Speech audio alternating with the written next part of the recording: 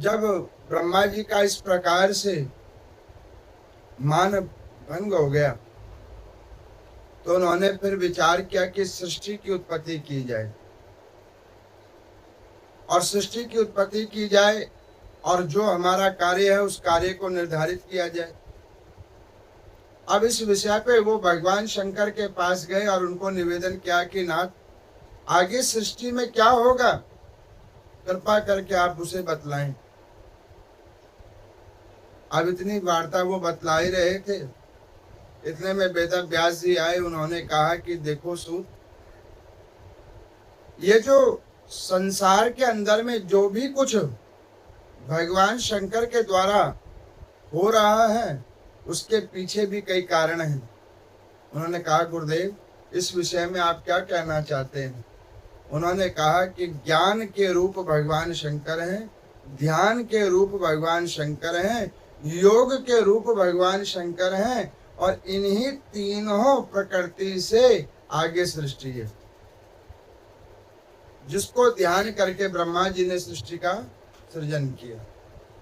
तो कहने कि प्रभु, उसके बाद ब्रह्मा जी का सही से सृष्टि नियोजन हुआ, सही से प्रकृति को उन्होंने बनाया।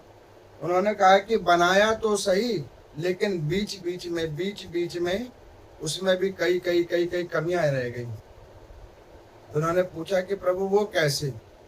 तो उन्होंने कहा कि जब भी वो करते उनमें बीच में दम आ जाता तो फिर कहीं ना कहीं कोई कमी रह जाती। अब इसके ऊपर में शौनक आदि ऋषियों ने हाथ जोड़कर सूत जी से कहा कि प्रभु, क्या भजन करने वाले जीव के ऊपर, नाम संकीर्तन करने वाले जीव के ऊपर, धर्म के सानिध्य होने वाले जीव के ऊपर भी क्या दम्भ चढ़ जाता है, अभिमान हो जाता है? उन्होंने कहा कि भैया देखो, दम्भ भी कोई स्त्री पुरुष नहीं है, ये भी पाप की तरह हर क्षण हर जीव के साथ आगे पीछे घूमता है। जैसे ही जीव उसकी ओर देखता है उसमें वो फंस जाता है। अब इस वार्ता को सुनने के बाद उन्होंने कहा कि प्रभु, इसके ऊपर में आप रुद्र संहिता के ज्ञान में इस खंड के अंदर में आप इस पे कथा सुनाइए। तो यहाँ पर मैं वो रुद्र संहिता के प्रथम 13 अध्यायों के अंदर में नारद मोह भंग की कथा सुना रहे हैं। ध्यान से सुनिए। एक समय नारद जी भगवान शंकर की कृपा से हिमालय के कंदराओं के अंदर में बैठकर भगवान का नित्य प्रति ध्यान चिंतन करने में बैठ गए। इतना एकाग्र ध्यान हुआ कि उसमें कुछ वर्ष बीत गए, कुछ माह कुछ वर्ष बीत गए। इंद्र को पता लगा कि नारद जी खूब कठिन तपस्या कर रहे हैं। अब इस स्थिति को जानकर उसने सोचा कि वैसे तो ये श्री नारायण के मन है, लेकिन इन्हें ऐसी कठोर तपस्या करने की क्या जरूरत पड़ी? कहीं ये मेरी गद्दी तो नहीं लेना चाहते? अब इस भाव को मन में रखकर पहले उन्होंने सोचा कि मैं कुछ गणों को भेजकर इनको कुंठित करूं। फिर उन्होंने सोचा कि हैं तो नारायण के मन, कहीं पे कोई गलती हो गई और इन्होंने श्राप दे दिया तो क्या पता वैसे गद्दी जाए या ना जाए और उनके श्राप से हाल चली जाए। क्योंकि नारद जी से पहले भी कई बार इंद्र को ऐसे श्राप मिले और हाल उसकी श्री विहीन हो गई। तो जानता है कि संतों से परिहास नहीं करना चाहिए, धर्म का परिहास नहीं करना चाहिए। गौ ब्राह्मण तुलसी का परिहास मत करो, हाल श्री विहीन हो जाता है। अब यहाँ पर मैं उन्होंने सोचा कि क्या करूं क्या ना करूं। उन्होंने ब्रह्मा जी के मन कामदेव को कहा कि एक काम करो, देखो जाकर नारद जी क्या कर रहे हैं उसका टेस्ट लो। मैं देखता हूं कई बार कुछ लोग हर लोगों का टेस्ट ही लेने के लिए रहते, हर का परीक्षण। और मैं कहता हूं कभी कभी अपना परीक्षण खुद ही कर लिया करो। कि आप किस लेवल पे हो सकता है कि आपका ही लेवल सुनने हो, दूसरे का आगे बढ़ा हो। इसीलिए के कभी किसी के भजन का परीक्षण नहीं होना चाहिए, किसी के ज्ञान का, आध्यात्मिक ज्ञान का परीक्षण नहीं होना चाहिए, और किसी भी धर्म का परीक्षण नहीं होना चाहिए, क्योंकि ये अगाध रूप है। जिस प्रकार समुद्र की गहराई को नहीं नापा जा सकता, आकाश की ऊंचाई को नहीं नापा जा सकता, ठीक उसी प्रकार से धर्म की गहराई, अध्यात्म की गहराई को कोई नहीं नाप सकता, और नापना भी नहीं चाहिए। ऐसे नापने से पुण्य कम हो जाते हैं, किए गए पुण्य कम हो जाते हैं। अब यहाँ पर मैं कामदेव जी को भेजा, कामदेव जी गए, नाना प्रकार के आयुधों को उन्होंने चलाया, लेकिन नारद जी के ऊपर में कोई प्रभाव नहीं हुआ। फिर बहुत देर तक कामदेव जी वहां बैठे रहे।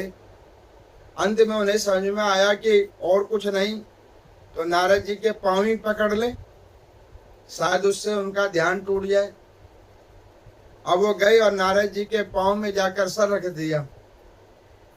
नारद जी फिर भी नहीं उठे। जब नारद जी फिर भी नहीं उठे तो कामदेव को समझ में आ गया कि इनका ध्यान पक्का है,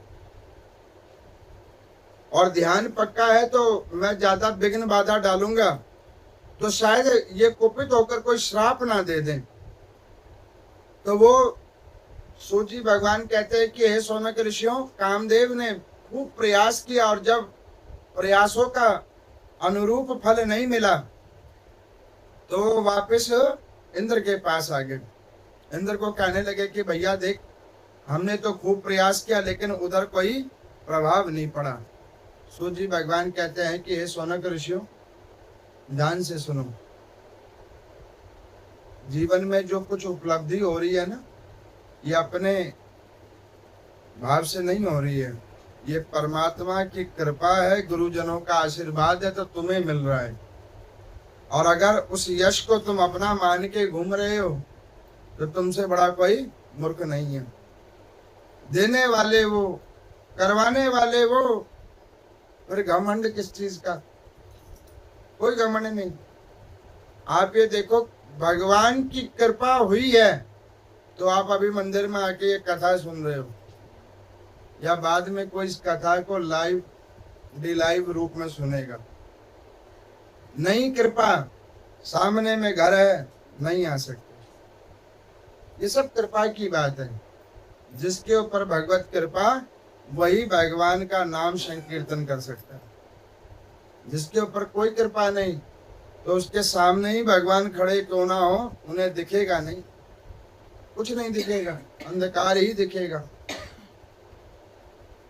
महाभारत के अंदर में भगवान श्री कृष्ण शांति वार्ता लेकर जब गए थे दुर्योधन के पास में, तो औरों को तो वो, किसी को ग्वाला रूप नजर आ रहा है, किसी को मथुरा नरेश, किसी को द्वारकाधीश नजर आ रहा है, लेकिन कुछ लोग थे जिनको वो भगवान ही नजर आ रहे थे। क्यों? भगवान को देखने के लिए भगवत नेत्र भी तो होने चाहिए, और वो भगवत नेत्र कैसे आएंगे? भजन करने से, नाम संकीर्तन करने से, ओम नमः शिवाय इस पंचाक्षरी मंत्र का निरंतर जाप करने से। अब यहाँ पे नारद जी का जब तप संपन्न हुआ, पता लगा कि कामदेव जी आए थे, उन्होंने खूब प्रयास किया और उनका प्रयास विफल हो गया। अति प्रश्न हुए, उठे और उठकर ब्रह्मा जी के पास आए।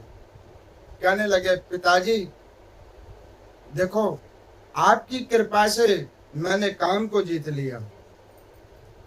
ब्रह्मा जी ने कहा कि बहुत अच्छी बात है बेटा, काम को जीत लिया।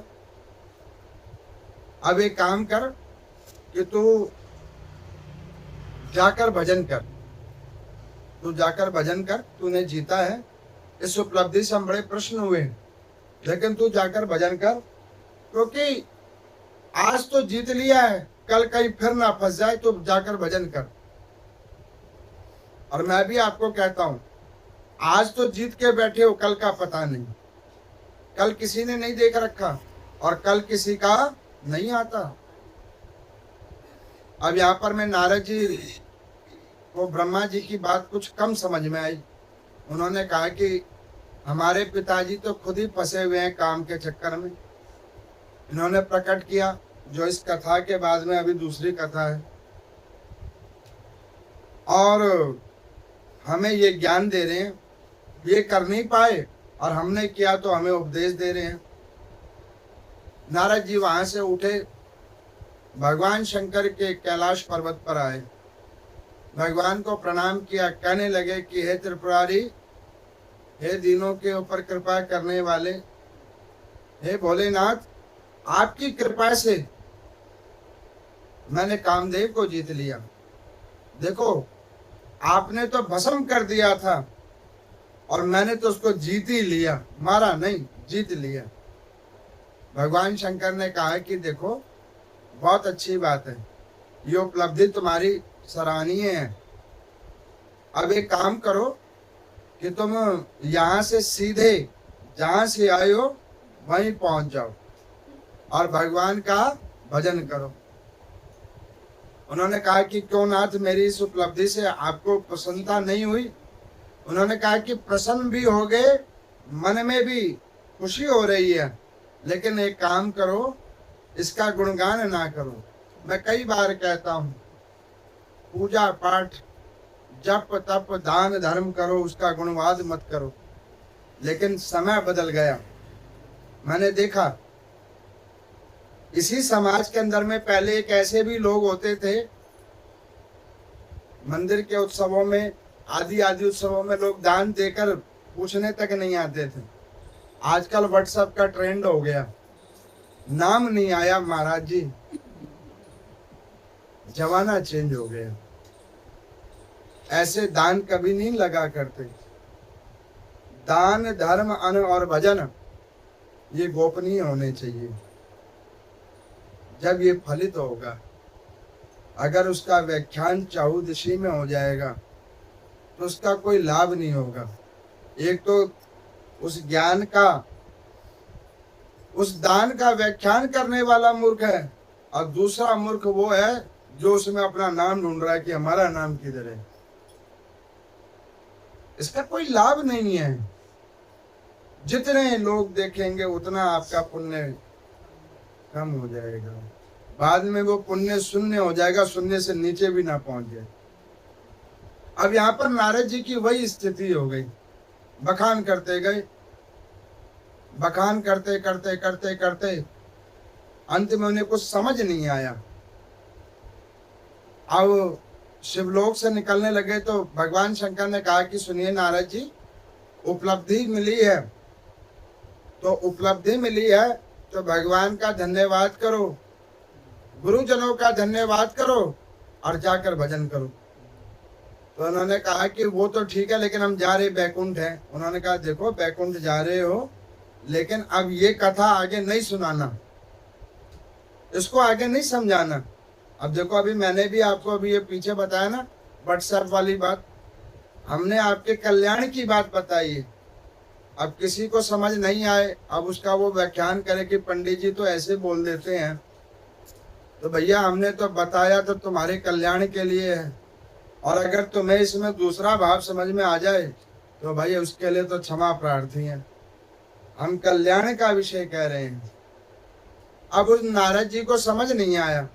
नारद जी क्या किया, बैकुंठ पहुंच गए, लक्ष्मी नारायण भगवान के दर्शन किए, प्रणाम किया। और दिन नारद जी द्वार के पास में खड़े होकर भगवान को देखते थे। आज वो क्या किया, उन्होंने सीधे आए और भगवान नारायण के सर के पास में खड़े हो गए। लक्ष्मी जी ने देखा कि थोड़ा सा क्या मिला, बंदा ही बदल गया। थोड़ा सा क्या मिला। लक्ष्मी जी ने कहा, और नारद जी ठीक हो? तो उन्होंने कहा, माते सब आपका अनुग्रह, आज बड़े प्रसन्न लग रहे हो। तो उन्होंने कहा कि माते, आप दोनों की कृपा से मेरे को उपलब्धि मिली है, मैंने कामदेव को जीत लिया। लक्ष्मी जी नारायण भगवान की ओर देखकर हंस रही हैं और नारायण भगवान लक्ष्मी जी की ओर देखकर हंस रहे हैं। अब इस विषय को देखकर नारद जी सोच रहे हैं कि हम ही को देख के क्यों हंस रहे हैं। अब भगवान क्यों हंस रहे हैं उस विषय को जानिए। भगवान इसलिए हंस रहे हैं, एक तो उन्होंने लीला को प्रस्तुत करना है, दूसरा वो ये सोच रहे हैं कि जितवाया तो उसे हमने और ये समझ अपना रहा है, बनाया तो उसे हमने और लेकिन ये से अपना समझ रहा है, इसीलिए भगवान प्रसन्न हो रहे हैं। और मैं भी कहता हूं कि सब कुछ भगवान की इच्छा से हो रहा है। हम जो भी कुछ प्राप्त कर रहे हैं वो सब भगवान की कृपा से हो रहा है। उसमें अपना अभिमान मत करो कि हम कर रहे हैं, ना ना ना ना। मैं तो कई बार कथा हो जाने के बाद में सोचता हूँ कि ये कथा जो मैंने सुनाई वो कैसे हो रहा है, तब मैं समझ जाता हूँ कि ग्रंथ भगवान करवा रहे हैं, अपने मनोविवेक से नहीं हो रहा। क्योंकि जीव का ज्ञान सीमित है, परमात्मा असीमित है। अब यहाँ पर मैं नारद जी को जब हुआ तो भगवान ने कहा कि बहुत अच्छी बात है नारद जी, अब आप एक काम करो, अब कहाँ जा रहे हो? तो उन्होंने कहा कि प्रभु आप बताओ कहाँ जाएं? तो उन्होंने कहा कि एक बार सर से इधर तो आओ, जब तो तुम्हारी शक्ल देखें। नारद जी इधर आए। अब नारद जी के मन में चल रहा है कि इन्होंने तो कामदेव को नहीं जीता, पिताजी वैसे फेल है, भगवान शंकर ने भस्म कर दिया है, तो वो अपने आप को नारायण से भी श्रेष्ठ समझने लग गए हैं। नारद जी सामने आए, उन्होंने कहा कि जी प्रभु आप क्या कह रहे हो? तो उन्होंने कहा कि आप कहाँ जा रहे हो आप? तो उन्होंने कहा कि नाथ आप बताओ कहाँ जाएं? तो उन्होंने कहा कि एक काम करो, जब आपने इतना भजन कर लिया है, काम को जीत लिया है, तो थोड़ी सी छुट्टी पे चले जाओ, थोड़ी छुट्टी पे चले जाओ, कोई बात नहीं, इतना भजन किया है, पूजन किया है, थोड़ा ब्रेक ले लो। लेकिन एक ध्यान करना, ब्रेक तो लेना लेकिन दूर नहीं जाना, रहना हमारे पास।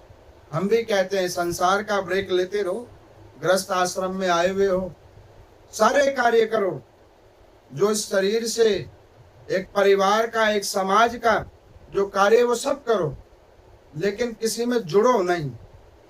आप जुड़ गए मन से, वहीं फंस गए। अब नारद जी ने क्या किया, सोचा कि नारायण भगवान को मेरी उपलब्धि अच्छी नहीं लगी।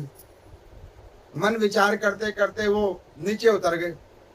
नीचे उतरे तो जैसे ही बैकुंठ से नीचे उतरे तो उन्होंने सोचा कि जिस पर्वत कंदरा से मैंने काम को पराजय प्रदान किया है, मैं वहीं पे अपना पवित्र स्थल बनवाता हूँ, वहां पे नेम प्लेट वगैरह लगवाऊंगा कि किसी को काम जितवाना हो तो हमसे संपर्क करें। अब वो सोचने लगे कि ऐसा कुछ बना के बैठेंगे। अब वो इतना विचार करते हुए जैसे ही मृत्यु लोक के ऊपर में आए तो उन्होंने क्या देखा कि एक बहुत सुंदर नगरी वहां पे बन गई। अब वहां पर में भीड़ लगी हुई है, और भीड़ लगी हुई है और वहां पे लोग एक जगह खड़े होकर देख रहे हैं तमाशा। नारद जी ने सोचा कि ये भीड़ किस चीज की लगी हुई है, जीत के तो मैं आया हूं, लोगों को मुझे देखना चाहिए, ये किसको देख रहे हैं। अब वहां पर भीड़ में भीड़ देखा तो नारद जी ने पूछा भैया इधर भीड़ किस चीज की लगी हुई है? उन्होंने कहा महाराज आपको नहीं पता? तो दूसरे ने कहा कि साधु हो, आपको पता भी कैसे होगा? नारद जी ने कहा क्या मतलब? उन्होंने कहा मतलब नहीं, इस चित्र को देखो। अब नारद जी ने एक चित्र देखा। उस चित्र में एक सुंदर कन्या का चित्र है जिसके हाथ में एक माला है। उन्होंने कहा कि ये चित्र का क्या देखना है? उन्होंने कहा कि ये जो चित्र है, जिसकी ये चित्र है, इसी कन्या का विवाह होने वाला, अंदर में स्वयंवर चल रहा है। नारद जी ने जैसे चित्र को देखा, सारा ज्ञान विवेक खत्म हो गया। हाल ज्ञान विवेक खत्म हो गया कि अभी कुछ मिनटों पहले कुछ घंटों पहले काम को जीत के आए हैं, सारा ज्ञान विवेक खत्म। उसी वक्त वो चित्र को देखकर, उस प्रतिबिंब को देखकर नारद जी का सारा ज्ञान विवेक खत्म हो गया। नारद जी ने पूछा, भैया ये कौन है? तो उन्होंने कहा कि देखो ये काम स्वरूप नगर है। इस नगर का क्या नाम है? काम स्वरूप। सूर्य जी भगवान कहते हैं कि जिस प्रकार पृथ्वी का नाम मृत्यु लोक है, दुख आलय है, उसी प्रकार इस लोक का नाम माया लोक है। यहाँ जो कुछ दिख रहा है सब माया के अधीन है। दिखता कुछ है और होता कुछ और है। और इससे बचने का एक उपाय है, क्या? भगवान का भजन। नारद जी के गले में माला है, हाथ में माला है, लेकिन माला के ऊपर में ध्यान नहीं। अब ध्यान किधर आ गया? उस चित्र के ऊपर। अब एक चित्र देखा है, उन्होंने कहा कि भैया ये किसकी पुत्री है? तो उन्होंने कहा कि देखो इस काम स्वरूप नगर के अंदर में शील निधि नाम के महाराज हैं, जिनकी पुत्री है जिसका नाम गुण निधि है। नारद जी ने कहा कि भैया इसके अंदर में और क्या गुण है? उन्होंने कहा कि महाराज वो तो अंदर जाके पता लगेगा, ये तो इसकी फोटो है। नारद जी ने सोचा कि जिसकी फोटो इतनी सुंदर है, जिसका चित्र इतना सुंदर है, वो अपने आप में कितना सुंदर होगी। अब ये विचार उनके मन में आया। उन्होंने सोचा कि बहुत भजन किया, अब ग्रस्त बसाएं। अब वो फटाफट उठे और वो महल के अंदर प्रवेश करने लगे। उन्होंने कहा, जैसे प्रवेश करने लगे पहरेदारों ने रोका, अरे महाराज कहाँ जा रहे हो? यहाँ पे कोई संकीर्तन नहीं हो रहा जिसमें आपका प्रवेश हो, यहाँ पे स्वयंवर हो रहा है। तो दूसरे पहरेदार ने कहा, क्या पता इनको पूजा पद्धति के लिए बुलाया हो, इसीलिए जा रहे हो। भाई क्योंकि शादी होगी तो पूजा करवाने वाला ब्राह्मण भी तो चाहिए, विवाह करवाने वाला। नारद जी ने ये सुना, उनके मन में दूसरा भाव आया। नहीं तो वो सोचते कि भाई हमारा तो काम ही यही है और हम ये किधर जा रहे हैं। अब नारद जी ने कहा कि सुनो, हम नारायण भगवान के मन हैं और हमें अंदर जाने दो। हम जिनकी साधना करते हैं वो त्रिलोकी के नाथ हैं, हमें अंदर जाने दो। उन्होंने कहा कि देखो वो आप जो मर्जी करते हो, लेकिन अभी इस स्वयंवर में ऐसे जाना अलाउड नहीं है। यहाँ पे जो राजकुमार जावे, किसी प्रदेश का महाराज जावे या कोई रूपवान व्यक्ति जावे, वो अंदर जावे। नारद जी ने सोचा, रूपवान? आज तक तो उन्होंने भजन करते हुए अपनी शकल तो देखी नहीं थी। शकल में क्या है, कैसे है? भजन देखें कि शकल। अब उनके मन में आया भाव कि एक बार शकल ही देख लें। शकल देखा, तालाब के किनारे गए, जल के अंदर में अपने परछाई देखी। उन्होंने कहा कि देखो शकल से तो हम राजकुमार लगते नहीं, अब किसके पास जाऊं? मन विचार करने लगा कि इंद्र को तो अभी मैंने ही हराया है और वो तो खुद ही अपनी गद्दी छुपाता रहता है, उसको छोड़ो। शिव भगवान वैराग्य के अधीन है, ब्रह्मा जी प्रौढ़ावस्था के हैं, बच गए नारायण भगवान।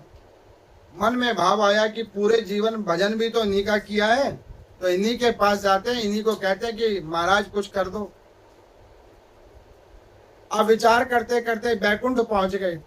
सूर्य जी कहते हैं कि हे सौनक ऋषियों, स्थिति ऐसे ही बदल जाया करती है, कुछ क्षण पहले कुछ और कुछ क्षण के बाद कुछ और। बुद्धि भ्रष्ट ऐसे ही हो जाती है। इसीलिए कि किसी चीज का अभिमान नहीं करना, किया हुआ अभिमान सब खत्म कर देता है। नारद जी आ गए बैकुंठ के अंदर में, भगवान को प्रणाम कर कर कहने लगे, प्रभु हम आपसे कुछ कहने आए हैं। लक्ष्मी जी ने कहा, रे बेटा तुम अभी गए थे, अभी हाल वापिस आ गए, क्या बात है, कुछ छूट गया इधर? उन्होंने कहा कि नहीं नहीं छूटा नहीं है, कुछ चाहिए हमें। क्या चाहिए तुमको? उन्होंने कहा कि माते आपसे नहीं, इनसे चाहिए। नारायण भगवान ने कहा क्या चाहिए तुमको बताओ। उन्होंने कहा कि नाथ एक बात बताओ, मैं आपका भजन कितने वर्षों से कर रहा हूँ। भगवान ने कहा चाहिए क्या ये बताओ, आज तक मैंने आपसे कुछ मांगा। भगवान ने कहा नहीं मांगा तुमने, और बहुत वर्षों से तुम भजन कर रहे हो, इसीलिए तुम हमारे मन हो, बताओ क्या चाहिए। उन्होंने कहा कि प्रभु आप अपना रूप हमें दे दो। लक्ष्मी जी ने कहा कि तो रूप तो ऑलरेडी तुम्हें मिला हुआ है, और जो ये तुम्हारे रूप रंग काया है ये भी तो भगवान ही की देन है, ये भगवान नहीं तो दिया है। नहीं माता, मुझे भगवान जैसा बनना है। उन्होंने कहा कि देखो भगवान जैसा बनना बड़ा कठिन है, तो उन्होंने कहा कि जो भी हो मुझे चाहिए आज इनसे। अब भगवान को खूब कहने लगे कि आप अपना रूप दे दो, रूप दे दो। भगवान समझ गए। भगवान ने कहा कि अच्छा सुनो नारद जी, आज तुमने इतने दिनों तक तो मुझसे कुछ मांगा नहीं, लेकिन आज तुमने अगर मेरे सामने जिज्ञासा कर ली है तो कोई बात नहीं, जो तुम्हारे लिए अच्छा हो वो रूप तुम्हें मिल जाए। भगवान की जब आप पूजा करते हो, गुरुजनों के पास जाकर जब आप हाथ जोड़ते हो, तो वो आशीर्वाद क्या देते हैं कि जो तुम्हारे लिए अच्छा हो वो भगवान तुम्हारे ऊपर कृपा कर दे। जो तुम्हारे लिए अच्छा हो, तुम्हारी कामना हो सकती है स्वार्थ सिद्ध वाली हो, लेकिन भगवान जो देंगे वो तुम्हारे कल्याण के लिए देंगे। भगवान ने कहा कि जो तुम्हारे लिए अच्छा हो वो तुम्हें रूप मिल जाए, जाओ। अब ये बात भगवान शंकर को पता लगा। भगवान शंकर ने क्या किया, 2 गणों को भेज दिया साथ में, और उनके साथ में एक दर्पण दे के भेजा कि नारद जी को इनका मुंह दिखा दो। देखो जब व्यक्ति का समय ठीक नहीं होता ना, तो सही कहने वाला व्यक्ति भी उसे गलत लगता है, सही बात कहने वाला व्यक्ति गलत लगता है। और आपको मैं बतलाऊं, जिस दिन आपको धर्म की बात अच्छी ना लगे, गुरुजनों की बात अच्छी ना लगे, श्रेष्ठ जनों की बात अच्छी ना लगे, तो समझ लेना समय ठीक नहीं चल रहा, समय ठीक नहीं चल रहा। जब भी तुम्हें उनकी बात अच्छी नहीं लग रही, अपनी कमियों को नहीं सुनना चाह रहे हो। अब शिव के गणों को भगवान ने कहा कि जाओ और नारद को बीच में ही उसको दर्पण दिखा दो, वो जिधर जा रहा है वो जगह ठीक नहीं है, वहां पे कुछ भी नहीं है। सूर्य जी भगवान कहते हैं कि हे सौनक ऋषियों, नारद जी ये भी तो सोच सकते थे कि अभी इसी रास्ते से मैं गया था, तब तो कोई महल नहीं था, ना महल था, ना नगर था, ना कोई राजा था, ना कोई उसकी बेटी थी, और मैं ये किस चक्कर में फंस गया हूं, अभी मैं काम को जीत गया हूं, ये क्या कर रहा हूं। लेकिन यही स्थिति हो जाती है जब बुद्धि भ्रष्ट होती है। अब नारद जी ने गए, बार बार भगवान शंकर के गण के, महाराज एक बार ये चेहरा तो अपना देख लो। उन्होंने कहा कि सुनो, नारायण के रूप में भी कोई कमी हो सकती है, कोई कमी नहीं, ये तुम देखो अपना मुंह।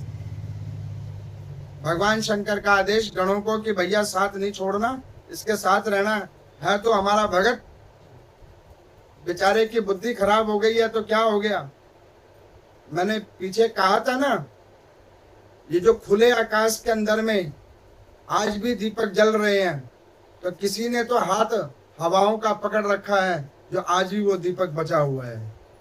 ऐसे थोड़ी है, भगवान ने कृपा कर रखी है तो तुम बचे हुए हो, गुरुजनों की कृपा हुई है तो तुम बचे हुए हो, ऐसे थोड़ी है। अब वो गण बार बार नारद जी को समझाए, नारद जी को समझ नहीं आया। महल के अंदर प्रवेश कर गए, एक कोने में वो खड़े हो गए। नारद जी के मन में आ रहा बात कि भैया कुछ भी हो तो जीत तो हमारी पक्की है, क्योंकि यहाँ पे कोई भी नारायण के समान सुंदर नहीं हो सकता। अब वो एक कोने में बैठ गए। अब यहाँ पर मैं राजकुमारी सब जगह निकलती हुई गई, नारद जी के आगे से भी निकल गई, नारद जी की ओर देखा ही नहीं उसने। जैसे ही नारद जी की ओर नहीं देखा, नारद जी को क्रोध आया। उन्होंने कहा कि अरे दुर्बुद्धे, तुझे नारायण स्वरूप में भी सुंदरता नजर नहीं आई। त्रिलोकी के जो नाथ हैं उनका रूप भी तुझे सुंदर नहीं आया। जैसे ही नारद जी ने ये बात कही तो गुण निधि ने कहा कि महाराज, वो जो दो बंदे आपके साथ आए हैं जो बार बार दर्पण दिखा रहे हैं, मेरी नहीं तो कम से कम उनकी तो सुन लो, एक बार दर्पण तो अपना देखो। और मैं भी कहता हूं, सुबह उठो ब्रह्म मुहूर्त में, अपना दर्पण देखो कि हे नाथ, मैं आज कहाँ खड़ा हूं। रात को सोने लगो, फिर दर्पण देखो कि मैंने आज कौन कौन से पाप और पुण्य कर्म किए और अब मेरा चेहरा कैसा हो गया। जो रोज अपना दर्पण देखता है, अपना मुख देखता है ज्ञान रूपी दर्पण में, वो व्यक्ति का कभी भी मुंह खराब नहीं होता। अब यहाँ पर मैं नारद जी ने जब सुना उसकी बात, हाल दर्पण देखा, मुख बानर का देखते के साथ मन में क्रोध आया। ये क्या हुआ, मैंने नारायण रूप मांगा और इन्होंने मुझे बानर बना दिया। अब वो क्रोध में आए, जैसे ही महल से निकले महल गायब। महल गायब, कहाँ गए राजा, कहाँ गई रानी, कहाँ गए वो कन्या, कहाँ गए लोग, सब गायब। मैं भी आपको कहता हूं, जब तक संसार में दिल लगा के बैठे हो तब तक सब कुछ दिख रहा है। एक बार इनसे दिल हटाकर देखो, सब गायब, सब गायब, कोई आपको नजर नहीं आएगा। फिर वो खाली ही भूमि ही नजर आएगी। अब यहाँ पर मैं नारद जी क्रोधित होकर ऊपर गए बैकुंठ में, भगवान को जाकर कहा कि नाथ, इतने साल मैंने आपके भजन किए, इतना मैंने आपके लिए कठिन कठिन यज्ञ तप अनुष्ठान किया, और मैंने आपसे क्या कामना की, केवल आपका रूप ही तो मांगा था और आपने मुझे वानर बना दिया। क्रोध में कुपित नारद जी को समझ नहीं आया, हाल कमंडल से जल निकाला और नारायण भगवान को श्राप दे दिया कि जो मनोस्थिति आज मेरी है वही आपकी हो जाए, और जो मुख आपने मेरा बना दिया यही आपकी उस समय कल्प में रक्षा करें। और देखो, जिन दूतों ने आकर मुझे मेरा दर्पण दिखाया, वही दूत आपको आकर आपका दर्पण दिखाएंगे। इसी प्रकार आप भी पत्नी के वियोग में दर दर भ्रमण करते रहेंगे। भगवान समझ गए इसके अभिमान को ठेस लगा है, इसको हजम नहीं हो रहा है।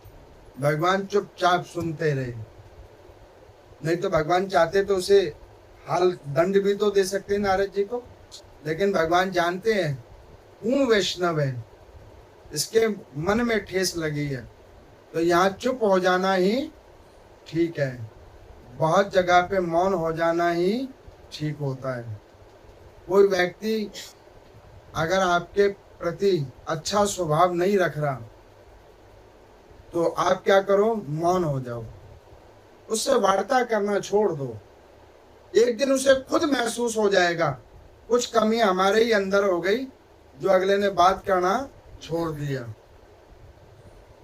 ये आपको अपने अंदर करना पड़ेगा, उसको महसूस हो चाहे ना हो, आप अपना काम करो और वार्ता करना छोड़ दो, अपने आप सब कुछ ठीक हो जाएगा। एक चुप सौ सुख। अब यहाँ पर मैं सूर्य जी भगवान कहते हैं, जब इस प्रकार से नारायण भगवान को श्राप दे दिया, दंभ रूपी वो जो काम को जीतने का दंभ था वो हाल क्षीण हो गया, क्षीण हो गया। क्षीण होते के साथ ही ज्ञान विवेक हाल खुला। अब पता लगा, रे ये मैंने क्या किया। एक चित्र के पीछे, एक बनावटी चित्र के पीछे, थोड़ी बहुत उपलब्धि के पीछे मैंने आज तक का जो भजन था वो भगवान को श्राप देके खत्म कर लिया।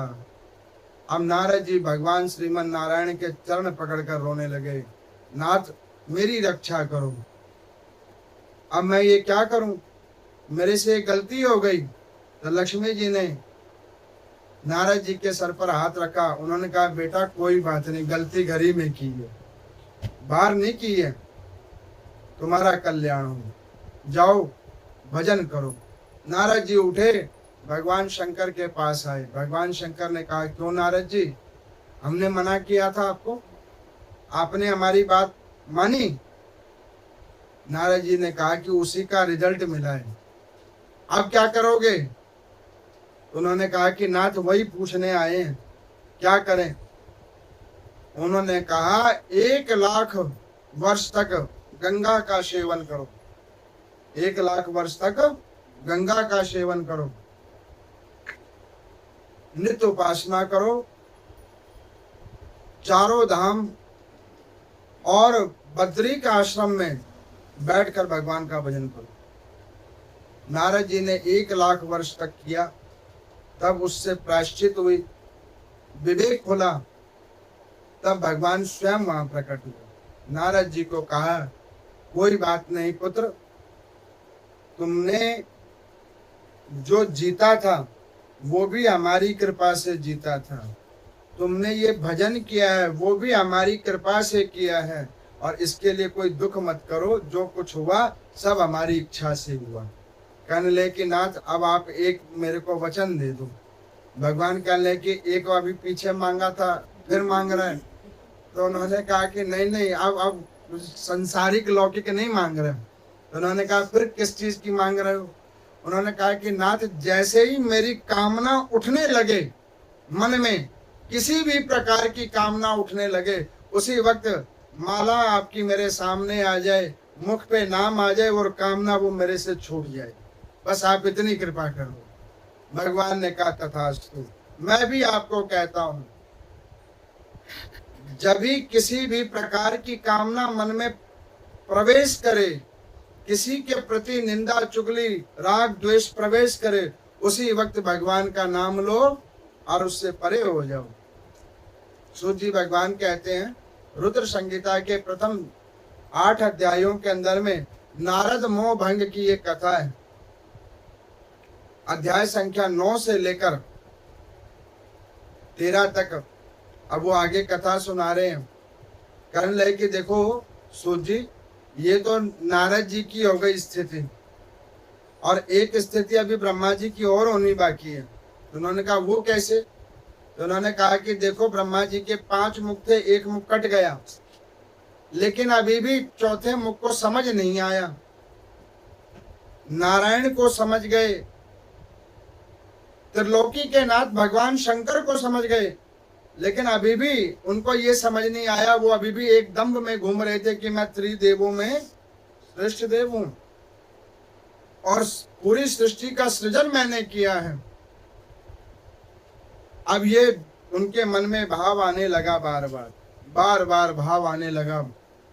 इधर भगवान शंकर और लक्ष्मी नारायण भगवान ये अपने अपने लोकों में ध्यान चिंतन की मुद्रा में है, ब्रह्मा जी दूसरे ध्यान की मुद्रा में है।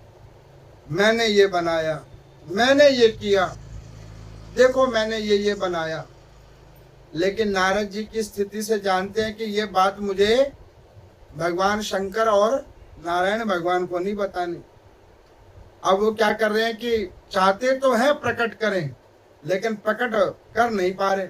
चौथा मुख बार बार मन में ये सृजन हमने किया, ये सृजन हमने किया, भाव करते करते करते करते इसी बीच ब्रह्मा जी के मन से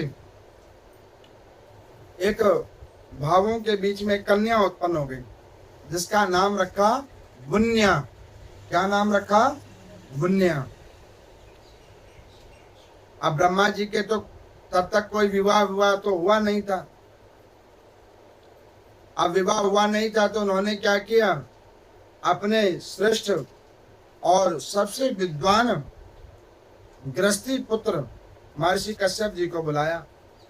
उन्होंने कहा कि पुत्र एक काम करो, ये कन्या मेरे द्वारा उत्पन्न हुई है, तुम इसको भरण पोषण इसका करो, और जब ये बड़ी हो जावे फिर हमें बताना, तो इसके निमित्त हम कुछ करेंगे। अब उन्होंने क्या किया, उस पुत्र को वो कन्या दे दी। महर्षि कश्यप उस कन्या को लेके गए, अच्छे से भरण पोषण किया पुत्री के समान। जब वो तरुणा अवस्था को हो गई तो वो महर्षि कश्यप वो कन्या को लेकर आए ब्रह्मा जी के पास, कहने लगे पितामह ये आप लीजिए, ये जो कन्या आपने उत्पन्न की थी इसको लीजिए। ब्रह्मा जी ने कहा कि ठीक है पुत्र, तुमने बहुत अच्छे से इसका भरण पोषण किया है। अब उस कन्या ने जाकर ब्रह्मा जी को प्रणाम किया। जैसे ही ब्रह्मा जी को प्रणाम किया उसी वक्त ब्रह्मा जी की बुद्धि खराब, चौथा मुख उसके अंदर पाप प्रवेश कर गया। अब वो ये भूल गए कि इसको मैंने ही प्रकट किया है, उसको मैंने ही उत्पन्न किया है। और उन्होंने क्या किया, उस कन्या से ही विवाह कर लिया, जिनका नाम सरस्वती देवी रखा गया। अब ये कोप हुआ वहां पे, भगवान शंकर को पता लगा, भगवान शंकर बड़े क्रोधित हुए। उन्होंने कहा ये पापपूर्ण कार्य क्या किया, जिसको जन्म दिया उसी से विवाह कर लिया। भगवान शंकर ने उसी वक्त आए और ब्रह्मा जी के चौथे मुख को फाड़ के फेंक दिया उसी वक्त, और इधर श्राप दे दिया। किसने? महर्षि कश्यप जी ने, कि बताओ इतना अनीतिपूर्ण कार्य, त्रिदेवताओं में आपको एक देव बनाया गया और आप ऐसा अनीतिपूर्ण कार्य करते हो। पुत्र ने ही पिता को श्राप दे दिया कि आगे पृथ्वी लोक पे तुम्हारी पूजा नहीं होगी, सिवाय एक स्थान के। कौन सा स्थान? पुष्कर। इसके अलावा और कहीं पूजा नहीं होगी। मंदिर बनेंगे और देवी देवताओं का वास होगा, ग्रहों का, दिक्पालों का वास होगा, लेकिन आपका नहीं होगा। श्राप दे दिया। अब उन्होंने सोचा कि अब ये तो श्राप तो मिल गया, मैं क्या करूं। सरस्वती जी को कोप आया, वन्या से नाम सरस्वती हो गया, श्वेत वर्ण। उन्होंने भी आगे श्राप दिया कि आगे हमसे आपका कोई संतान नहीं होगा। विवाह तो आपने कर लिया हमसे जबरन, लेकिन हम आपको बतलाते हैं आपको हमसे संतान नहीं होगी। अब ब्रह्मा जी के मन में समझ में आया कि ये क्या गलत काम हो गया। नारद जी को समझा रहे थे, हम तो खुद ही फंस गए। नारद जी चित्र के आगे फंसे थे, हम तो अपनी संतान ही में फंस गए। हम भी आपको एक बात बतलाते हैं, बाहर जीत जाओगे, घर में हार जाओगे। बाहर आप जीत सकते हो, बाहर लड़ भी सकते हो, लेकिन घर में हार जाओगे। अब घर में कैसे जीता जाए? भजन करके और मौन रह के, मुंह पे ऐसे उंगली रखो। एक मियाँ बीबी हमारे पास आए मंदिर में, ये शिव महापुराण का प्रसंग नहीं है, लेकिन हम आपको सुना रहे हैं। कहने लगे कि पंडित जी कुंडली आप देख देते हैं। मैं क्या, कैसे? तो उन्होंने कहा कि जी हमारे घर में बड़ी समस्या है। मैं क्या? हम दोनों की आपस में बनती नहीं है। तो मैं क्या, इसमें कुंडली क्या करेगा? तो उन्होंने कहा कि ग्रह दशा देख के बताओ। मैं क्या, शादी को कितने वर्ष हो गए? कहने लगे 19 वर्ष हो गए। मैं क्या, 19 वर्ष में अभी तक नहीं बना? कहने लगे हाँ ऐसा ही समझो। तो मैं क्या, होता क्या है? कहते बस लड़ाई। तो मैं, शुरू कौन करता है? कहला कोई भी एक व्यक्ति शुरू कर देता है। आप ग्रह दशा देख के बताओ क्या खराब है, हमारे ग्रह तो नहीं मिल रहे, या ग्रह में कुछ दिक्कत है। मैं क्या, अगर मैं ये कुंडली देख के कहूंगा कि तुम्हारे ग्रह नहीं मिल रहे तो तुम अब इस अवस्था में छोड़ के चले जाओगे? कह रहे कि नहीं, छोड़ेंगे तो नहीं, लेकिन फिर उसका कुछ उपाय करेंगे। मैं क्या, मैं वही उपाय के ही ऊपर आ रहा हूँ। उन्होंने कहा आप उपाय बताओ। मैं क्या, देखो जो पहले शुरू करे, लड़ाई करना शुरू करे, तो दूसरा व्यक्ति क्या करे? मुंह पे उंगली। और जब वो शुरू करे तो दूसरा व्यक्ति मुंह पे उंगली। और जब दोनों आदमी मुंह पे उंगली रखे रहोगे तो लड़ाई क्यों होगी? कह ले कि आप ये उपाय बता रहे हो कि हमारा मजाक कर रहे हो? मैं क्या, तुम खुद मजाक का काम कर रहे हो तो उपाय क्या करेगा? कभी ग्रह दशा से कोई लड़ाई शांत होती है क्या? ग्रह दशा से शारीरिक रोग दोष कष्ट इसकी कमती या घटती होती है, लेकिन लड़ाई झगड़े के कारण तो आप स्वयं हो, उसमें परिवार वाला क्या करेगा? ये तो स्वभाव बदलने से बनेगा ना। अब इतनी स्थिति होने के बाद ब्रह्मा जी ने सोचा कि सरस्वती जी से तो संतान होगी नहीं, अब क्या करें। तो ब्रह्मा जी ने क्या किया, नारायण भगवान का उपासन किया। नारायण भगवान, तो नारायण भगवान के प्रथम नेत्र, दाहिने अंग के नेत्र, उस नेत्र से एक प्रतिबिंब निकला जिसमें से सूर्य भास्कर जी से, सूर्य नारायण भगवान से एक कन्या उत्पन्न हुई जिनका नाम देवी सावित्री रखा गया। उन्होंने कहा कि महाराज दुखी मत हो, आप इनसे विवाह करो। ब्रह्मा जी का दूसरा विवाह हुआ सावित्री जी से। अब जब सावित्री जी से विवाह हो गया तो एक दिन देवयोग से पुष्कर क्षेत्र के अंदर में ब्रह्मा जी आए यज्ञ अनुष्ठान करने के लिए कि भाई और तो कहीं मंदिर हमारा बना नहीं, और तो कहीं पूजा होती नहीं, कम से कम उस क्षेत्र को ऐसा बनाया जाए, ऐसा उसको किया जाए जिसके ऊपर में कम से कम जो जाए उसका कल्याण हो जाए। ऐसा विचार करके उन्होंने पुष्प को नीचे फेंका, कमल पुष्प को। वो पुष्प जाकर एक कुंड के अंदर में गिर गया जिसका नाम पुष्कर हो गया, इसीलिए उसका नाम पुष्कर है। अब वो पुष्कर क्षेत्र बन गया। नीचे आए ब्रह्मा जी। माँ सरस्वती ने कहा कि देखो हम तो नीचे जाएंगे नहीं, आप बाकी देख लो। सावित्री जी ने कहा कि जब ये नहीं जाएंगे तो हम ही क्या करेंगे, अपना हवन यज्ञ खुद ही करो, पता नहीं किस चीज का यज्ञ करते हो। अब वो ब्रह्मा जी नीचे आए। इतने में जब कोई बात नहीं बनी, उन्होंने सोचा कि यज्ञ का भाग बगैर नारी के संपन्न नहीं होगा। अब उन्होंने पृथ्वी लोक के ऊपर में एक शील निधि महाराज हुए हैं जो पूर्व जन्म में नारायण भगवान के अनन्य भक्त हुए हैं। उनकी एक पुत्री है जिसका नाम है गायत्री। अब यहाँ पर में उन्होंने कहा कि देखो हमारे को यज्ञ करना है, उसके लिए एक कन्या चाहिए।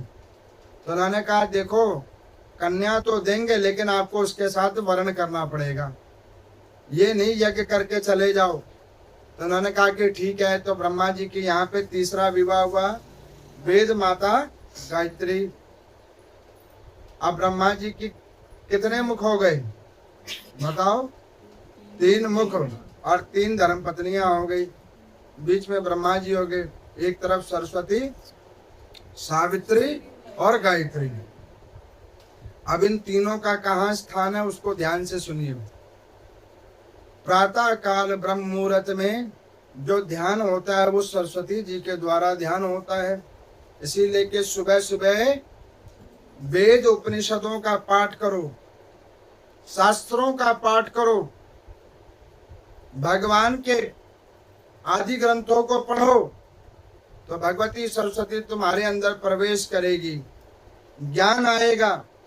और जहां ज्ञान होगा वहां पे भगवान अपने आप आ जाएंगे। जिसको पढ़ना आता है उसको भी, और जिसको नहीं पढ़ना आता तो सुनो, और नहीं आता तो नाम संकीर्तन करो।